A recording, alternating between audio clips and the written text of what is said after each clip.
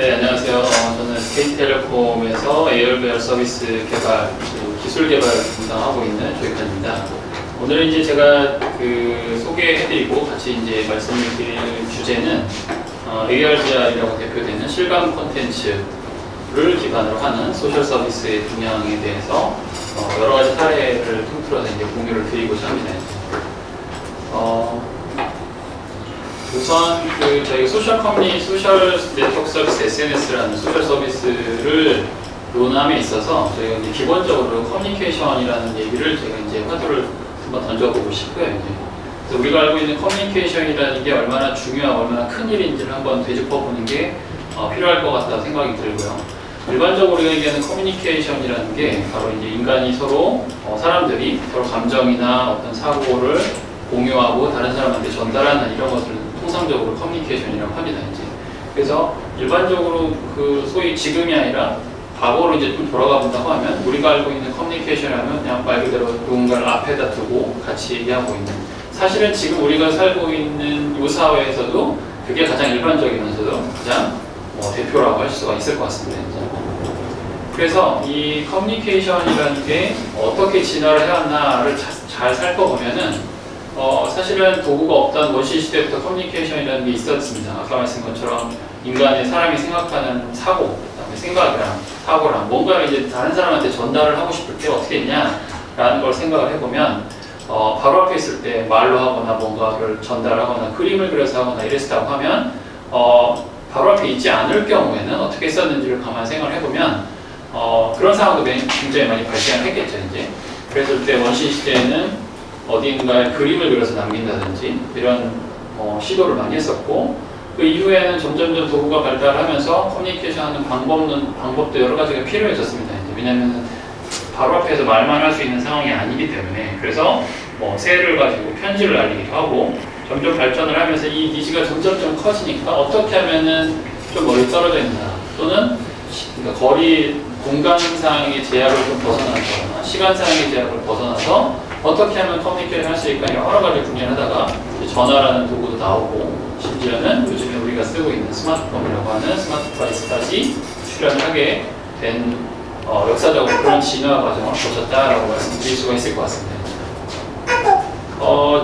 제가 이제 실제 일을 하고 있는 통신업계를 예를 들어서 본 예를 한번 들어보면 결국에는 커뮤니케이션을 하기 위해서 방금 말씀드렸던 아주 옛날부터 여러 가지 방식이 있었는데 이게 다 모두 다 통신 방식에 해당되는 거죠.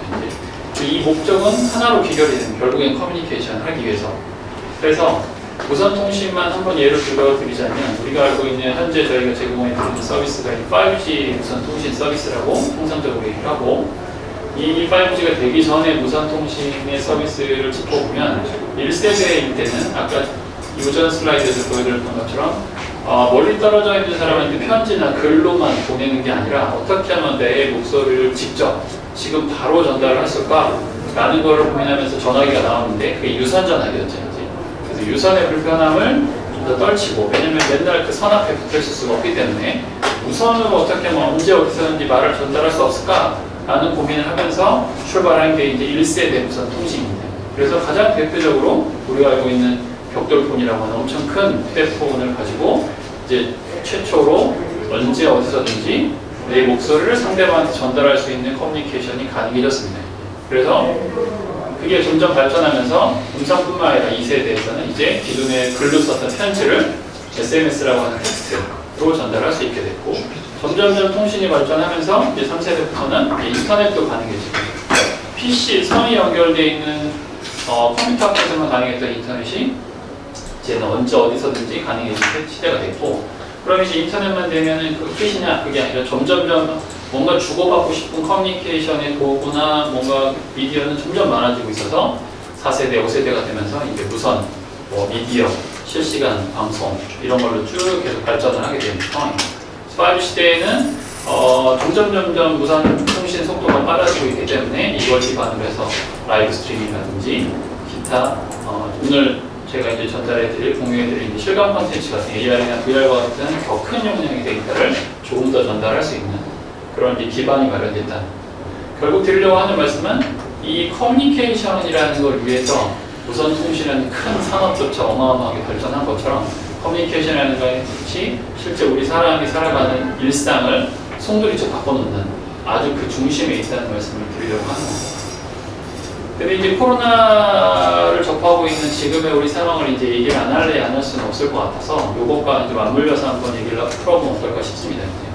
그래서 코로나 이전 시대에는 사실은 대면 방식, 아까 말씀한 것처럼 가장 편한 건 눈앞에 있는 사람과 같이 얘기를 하는 게 아주 편하고 아주 내가 생각하는 생각과 뭔가를 전달하기 가장 용이하죠. 그런데 항상 그럴 수는 없기 때문에 나와 이제 눈앞에 있지 않은 상태, 좀 떨어져 있다거나 이런 상태를 대비해서 이제 비대면 방식이랑 대면 방식이 공존을 하고 있었습니다. 그래서 같이 볼 수 있을 때는 같이 보고 같이 볼 수 없을 때는 비대면 방식으로 뭐 스마트폰을 사용한다든지 통화를 한다든지 아니면 화상 통화를 한다 이렇게 각각 두 개가 다 양립을 하고 있었는데 이제 코로나가 발생하면서 사실은 이제 모든 게 완전히 바뀌어버렸죠. 그래서 코로나가 바뀌면서 일반적으로 대면하는 커뮤니케이션은 매우 위험하다라는 인식이 이제 사람들 사이에 생겨나기 시작했고 어느새 이게 심지어는 1년 가까이 돼가면서 이제 깊숙하게 사람들의 라이프 방식에 이제 뿌리 내리기 시작한 이런 상황이 돼버린 겁니다. 아주 빠르게. 그러니까 급속도로 이런 상황이 전개되고 있다는 상황이에요. 그래서 우리가 일반적으로 알고 있는 뭐 직장에서도 회의도 이렇게 회의실에서 하기가 쉽지 않은 상황이고 뭐 솔직히 안전수칙도 다 지켜야 되고 대부분 되도록이면 하지 않는 방향이고 우리 아이들도 학교도 제대로 못 가고 있는 상황이고 심지어는 그 다음에 종교를 가지신 분들도 정상적으로 활동을 할 수가 없고 비즈니스 분야에서는 우리가 익히 알고 있는 컨퍼런스 같은 것도 사실상 대부분이 취소가 된 상황입니다. 대부분이 거의 온라인으로 다 전환이 됐다고 해도 이제 무방하다고 할 수가 있을 거고요. 그래서 새롭게 생겨나는 용어가 우리가 다 알고 있는 것처럼 언택트라고 하는 언택트 있고 이제 기존에 알고 있던 비대면 방식을 얘기하는 새로운 신조어라고 할 수가 있을 것 같습니다. 예전에 이걸 비대면이라는 방식을 안 쓰고 그냥 뭐 온라인 커뮤니케이션 이런 식으로 썼는데 이게 오히려 대면 방식보다 비대면 방식이 오히려 더 커지는 상황이 돼버린 거예요. 안타깝게도 그렇게 됐고 뭐 잘 빨리빨리 치료가 돼서 다시금 이제 원래 상태로 돌아갔으면 좋겠다는 생각이 듭니다. 어쨌건 우리가 원하든 원하지 않든 간에 상황은 이렇게 벌어졌기 때문에 근데 이게 이제 단순히 비대면 상황으로 발전만 된 게 아니라 이걸로 인해서 이제 커뮤니케이션 방식도 이제 달라져야 되는 어찌 보면 원하건 원하지 않던 간에 그런 상황이 발생을 했다라고 볼 수가 있을 것 같습니다. 그래서 이제 언택트 커뮤니케이션을 하려고 어쨌건 우리가 살아가야 되고 또 공부도 해야 되고 누군가 커뮤니케이션 해야 됩니다. 그래서 이건 본성이자 우리가 또 해야 되는 일 중에 하나이기 때문에 언택트 커뮤니케이션을 하려고 매우 노력을 많이 하고 있습니다. 그 대표적인 게 우리가 알고 있는 화상회의입니다. 화상회의. 그래서 뭐 비디오 컨퍼런스라고 얘기를 하는 거고 그래서 지금 보시는 화면이 아마 요즘 생활에 수개월 동안 가장 일상적으로 하고 있는 일 중 하나일 겁니다. 특히나. 이거는 사실은 어찌 보면 기존에는 뭐 어떤 비즈니스를 하는 해외랑 비즈니스를 하는 좀 그런 특정 분야에서만 쓰이던 그 예비 이제는 우리의 이제 아이들 1학년 아이들도 이제 이런 화상회의를 가서 수업을 들어야 되고 모든 사람들이 이런 방식을 따라야 하는 이런 방식으로 커뮤니케이션을 해야 됐고 이 비디오 컨퍼런스를 열심히 이제 사용하면서 커뮤니케이션 이어가고 있습니다. 그런데 문제는 여기서 이제 너무나 우리가 갑작스럽게 비대면 방식의 커뮤니케이션을 도입을 해서 막 사용을 하다 보니까 이제 좋지 않은 부작용들이 매우 많이 나오고 있죠. 그래서 요즘에 신조어가 이제 줌이라는 서비스 화상회의를 많이 쓰는데 줌 피로도라는 얘기가 나올 정도라고 합니다. 얼마나 화상회의를 하는 게 기존의 대면 방식과는 사실 익숙하지 않고 그로 인해서 얼마나 피로도를 더 유발하는지 오히려 편할 것 같지만 굉장히 불편하고 굉장히 피곤하고 이상하게 다른 사람이랑 회의실에 만나서 얘기도 하지 않았는데 말하는 거는 더 적은 것 같은데 오히려 더 피곤하고 더 머리가 아픈 이런 상황이 발생한다는 겁니다.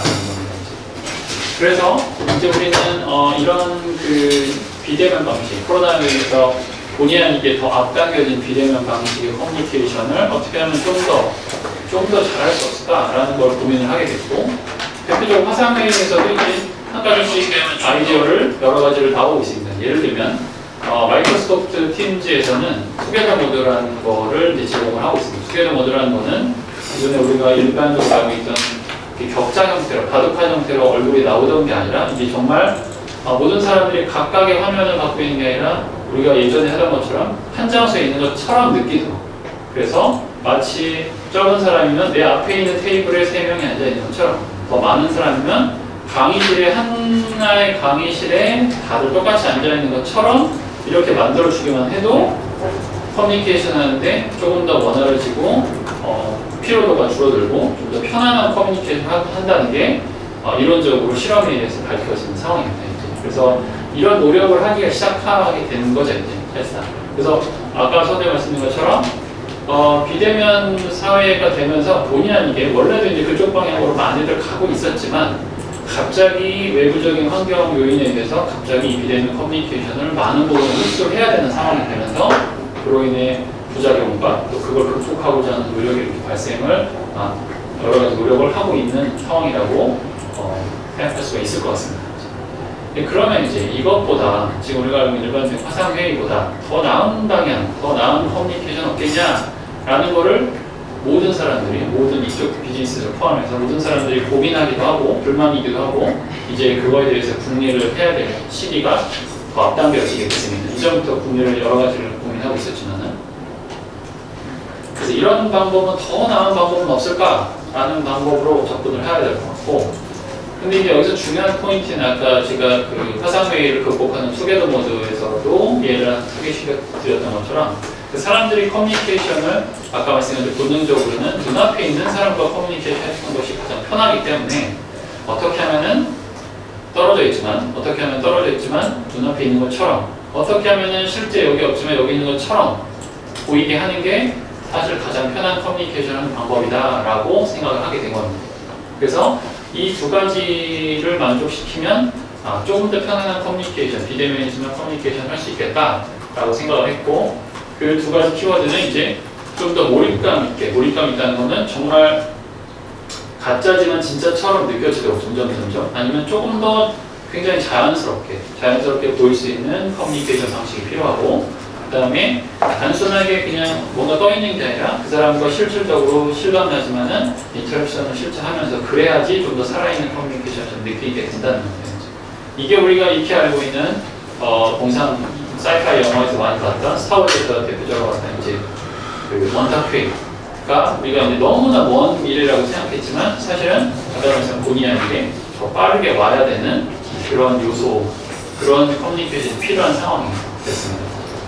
그래서 떨어져 있지만 같이 있는 것처럼 보이게 하는 이 요소가 가장 중요한 포인트이고, 이것을 다른 말로 하면은 텔레프레젠스라고 부르는 얘기가, 텔레프레젠스라고 하는 거는 텔레프레젠스 그 두 개의 단어를 혼합시켜서 멀리 떨어져 있지만 프레젠스 거기서 존재한다. 그 얘기인즉은 나와 멀리 떨어져 있는 사람이 같은 장소에 있는 것처럼 보이게 하려면 한 사람을 내 앞으로 오도록 하던가 아니면 두 사람 모두가 같은 장소에 있는 걸로 가면 되는 개념적인 그런 개념이고요.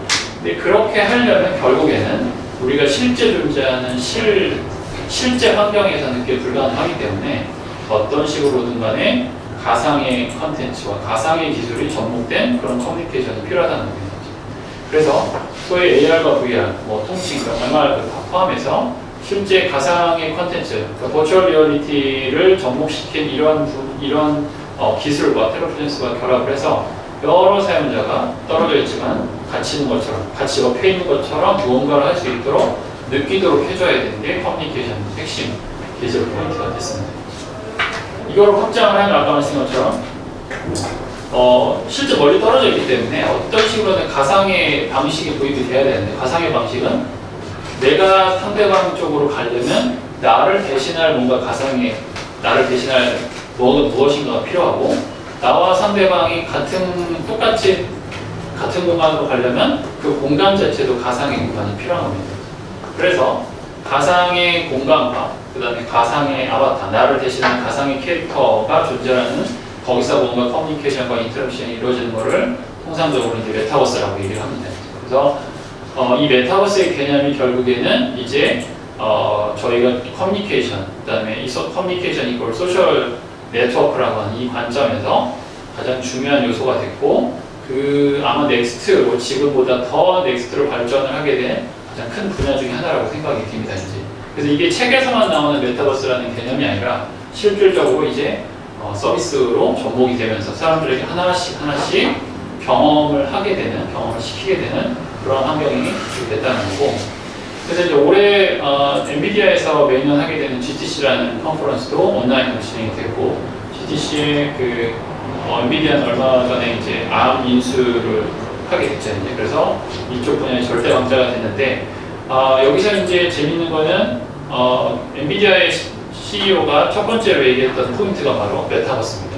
메타버스라는 거는 물론 엔비디아가 그래픽 GPU라는 거를 주력 상품으로 하기 때문에 그런 이유도 있겠지만은 결국에는 넥스트, 엔비디아가 AI라는 거를 얘기한 것처럼 이제 넥스트는 메타버스다라고 했던 거는 이제 그래픽으로, 그다음에 이 원텍트 세상에서 나와 내가 있는 공간을 대신하는 가상의 컨텐츠를 가지고 뭔가 생활을 하게 되는 이런 메타버스가 이제 곧 오게 된다.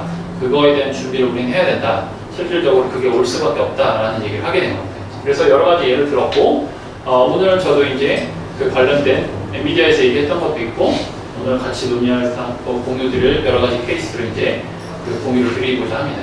그리고 아까 말씀한 것처럼 나와 내가 있는 공간, 그 외의 것들, 다른 도구들도 다 가상의 컨텐츠를 활용해서 어떻게 하면 커뮤니케이션을 좀 더 실감나고 자연스럽고 재미있고 아주 일상적으로 할 수 있냐, 이런 어떤 어프로치들이 있는지를 한번 공유를 드리겠습니다. 그래서 이거는 사실은 이 레드 플레이어 원이라는 그 소설은 아주 오래된 소설이라고 알고 있는데 그거에 대한 영화도 아마 보셨을 거고, 그 영화를 보시면 결국 우리가 알고 있는 메타버스라는 개념이 여기 모두 다 들어가 있습니다.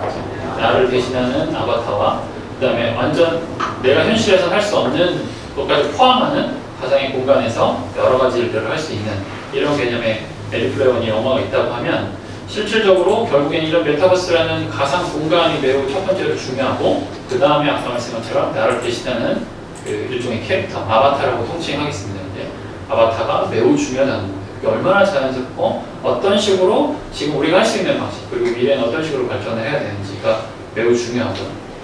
이게 이제 메타버스라는 개념이 엔비디아에서도 얘기했지만 다른 조금씩 형태는 다르지만 글로벌 기업들이 모두 다 뛰어들고 있는 분야 중에 하나입니다.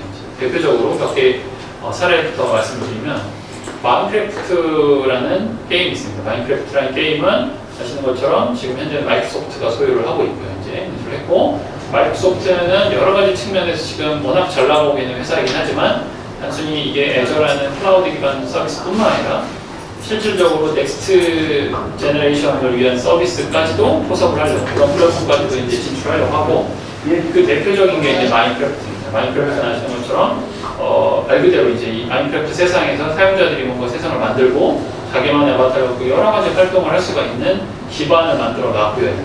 그래서 단순히 이게 단순 게임이 아니라 게임을 벗어나서 이제 점점 플랫폼 역할을 하는까지 발전을 하고 있습니다. 그래서 일반적으로 PC나 모바일 게임에서 이제 무슨 AR이라는 마인크래프트 어스라는 AR 형태, 그러니까 AR이라고 하면 실제 공간이 있는데 가상의 컨텐츠를 그냥 이쪽으로 불러들이는 이런 형태를 접목시키는 형태까지 커뮤니케이션 방식으로 발전을 하고 있어서 이게 단순히 나 혼자 하는 게임이 아니라 이제는 소셜 네트워크로 발전을 하고 있는 상황입니다.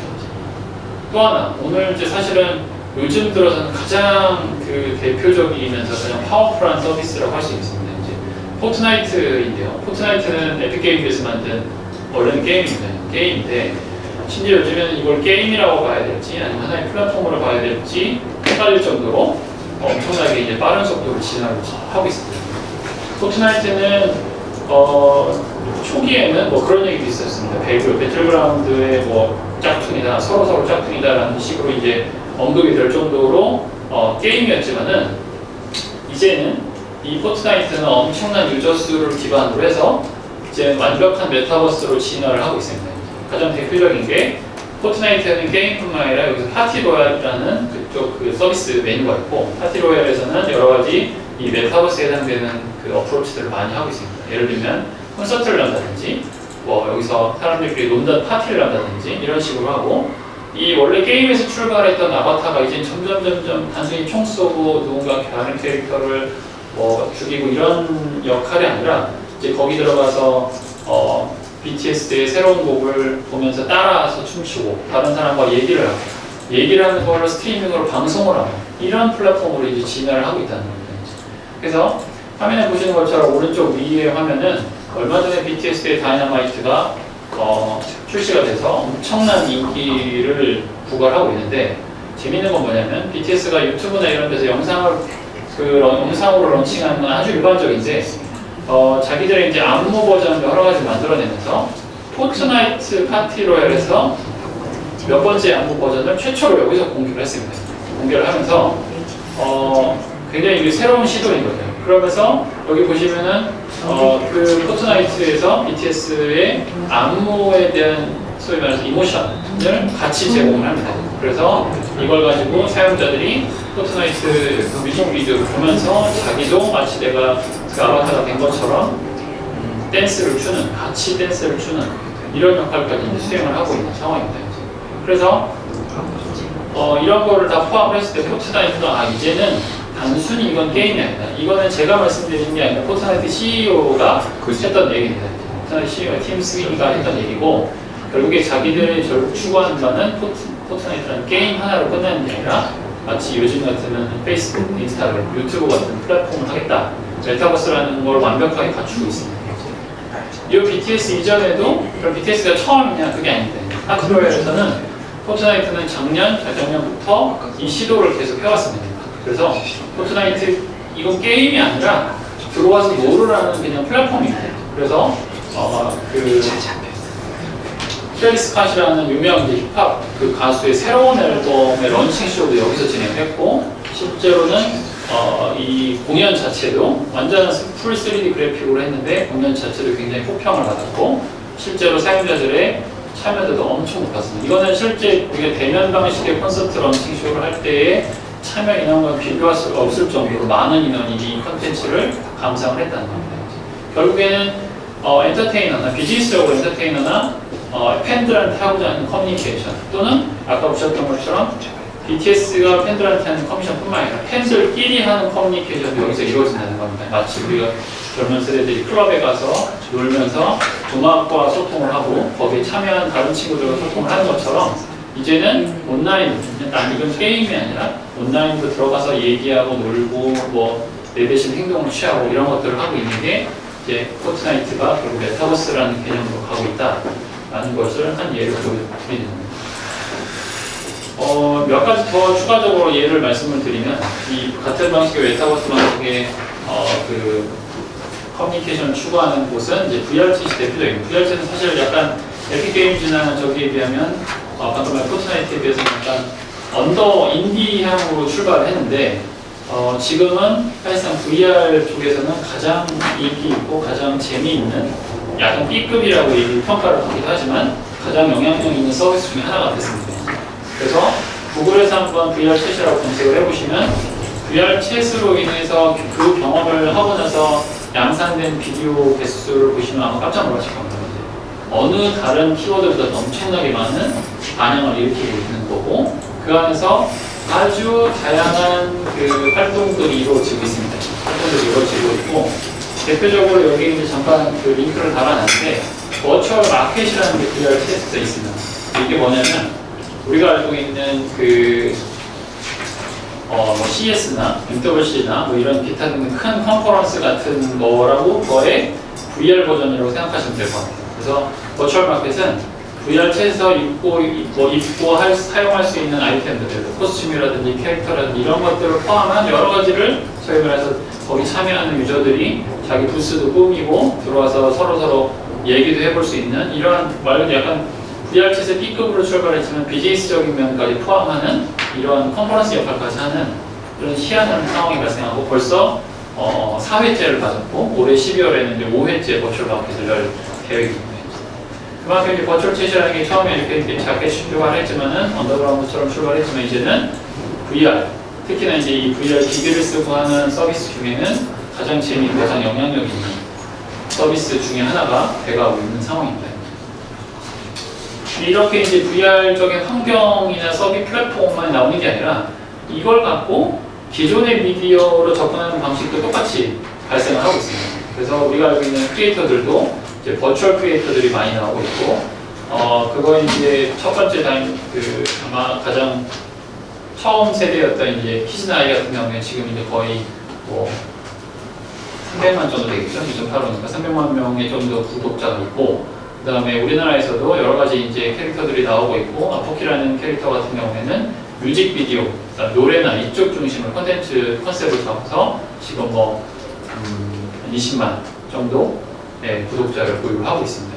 이처럼 이제 아까 말씀한 것처럼 메타버스라는 개념이 나를 대신하는 아바타와 나를 대신 내가 있는 공간을 대신하는 것, 단순 공간뿐만 아니라 이제는 아바타만 중심으로 해서 컨텐츠를 만들면서 다른 사람들과 소통하는 이런 방식도 존재합니다.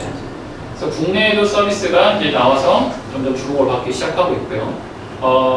뭐 뒤에 말씀드린 저희도 서비스를 하고 있지만은 제페토라는 서비스도 지금 본격적으로 투자를 해가면서 여러 가지 방향으로 넓히고 있고, 대표적으로 이제 얼마 전에 그 뉴스에서 보셨다시피 우리나라의 이제 굴지 엔터사들이 투자를 하기로 이제 돼 있습니다. 그래서 결국에 그 얘기인즉 아까 말씀한 것처럼 이제는 실제 있는 스타들이 커뮤니케이션을 옛날 방식으로 하는 게 아니라 팬들과 소통하는 것이 아니라 이제 다른 방식으로 완전한 메타버스에서 그 사람의 아바타가 다른 팬들의 아바타와 만나서 이제 커뮤니케이션하는 이런 거를 비즈니스화 시키는 노력을 열심히 하고 있다는 거 말씀드릴 수가 있습니다. 대표적으로 제페토에서는 이제 제페토에서 직접 만든 이제 그 블랙핑크와 만든 그 뮤직비디오가 엄청난 반응을 일으켰고, 실제 제페토 안에서도 여러 사람이 만나서 이제 얘기도 하고 재밌는 상황을 발생을 시키고 있습니다. 이제 그리고 오죽하면 이제 유저들이 이제 뮤직비디오까지 만들어내는, 실제 거기서 드라마도 만들어내는, 왜냐면 나를 대신하는 아바타이기 때문에 내가 연기를 좀 못하더라도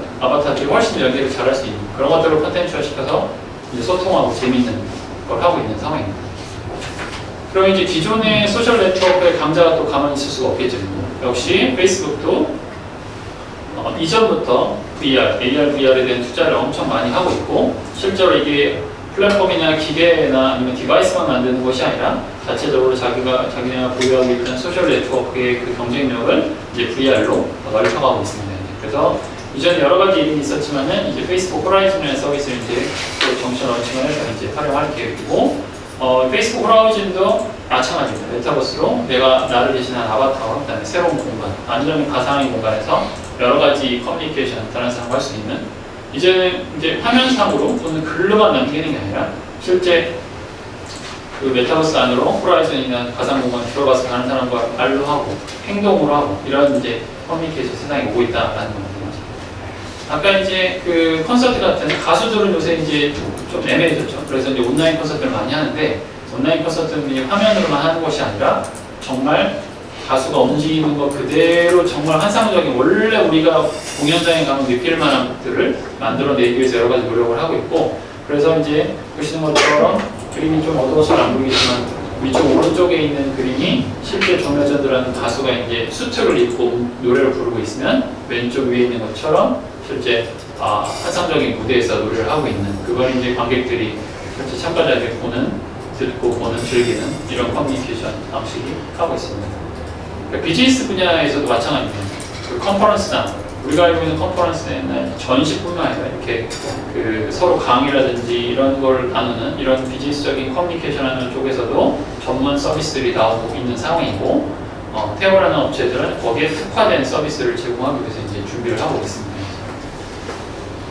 그 중에서 좀 더 생산적인, 예를 들면은 멀리 떨어져 있는 사람 또는 이 코로나 때문에 본의 아니게 업무 회의나 이런 걸 할 경우에 그 좀 더 몰입감 있게 할 수 있는 스페셜 같은 선행적인 서비스를 제공하는 회사들도 이제 나오고 있는 상황이고, 협업을 해요.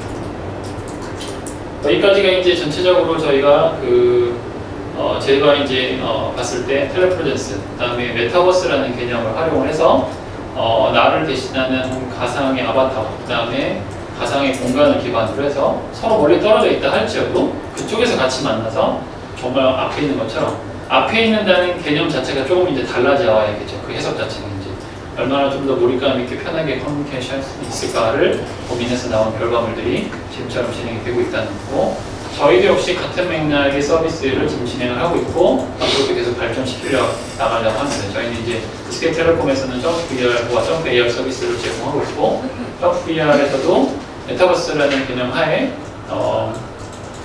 그 아바타와 그다음에 가상의 공간에서 다른 사람과 음성으로, 그다음에 행동으로 여러 가지 다양한 인터랙션 할 수 있는 서비스로 계속 발전을 시켜나가고 있고, AR 같은 경우에는 조금 더 AR스러운 컨텐츠 서비스로 이제 발전을 시켜나가고 있습니다. 그리고 또 하나 저희가 이제 점프 스튜디오라고 하는 볼리메트릭 컨텐츠, 완전 정말 리얼한 포토리얼리스틱한 컨텐츠를 실제 사람을 똑같이 만들어낼 수 있는, 이것도 사실은 제가 말씀드린 건 아바타의 하나 일환이죠.